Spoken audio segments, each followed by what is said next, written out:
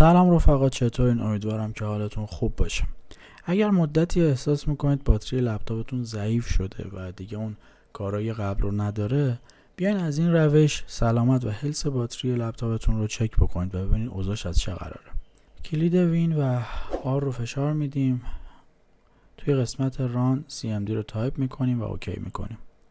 توی صفحه جدیدی که باز شده یک دستوری رو باید تایپ بکنید که توی دیسکریپشن براتون مینویسم.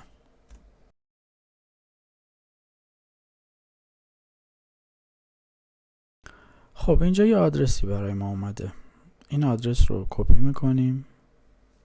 اگر میتونید اینجا کلیک راست بکنید که با کلیک راست کپی بکنید، اگر نمیتونید کلیک راست بکنید کنترل C رو فشار میدین و کپی میشه.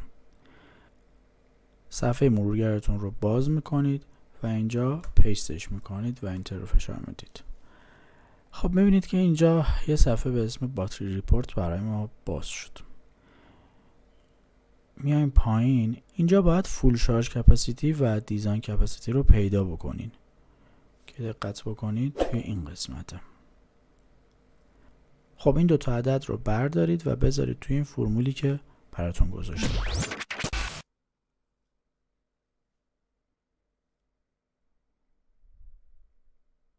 مثلا برای خود من ببینید رو چند درصد در میاد. فول شارژ 67 تقسیم بر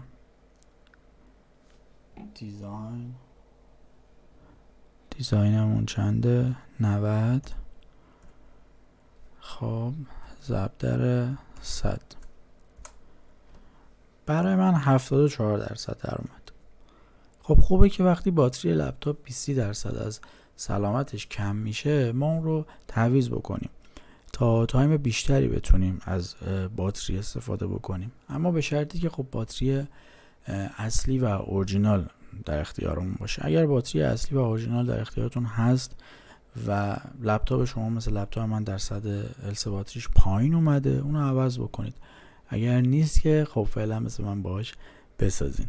امیدوارم که این ترفند و این آموزش به دردتون بخوره و براتون کاربردی باشه. حتما چنل من رو سابسکرایب بکنید تا کلی دیگه از این ترفندهای کوتاه و کاربردی براتون بذارم و استفاده کنید.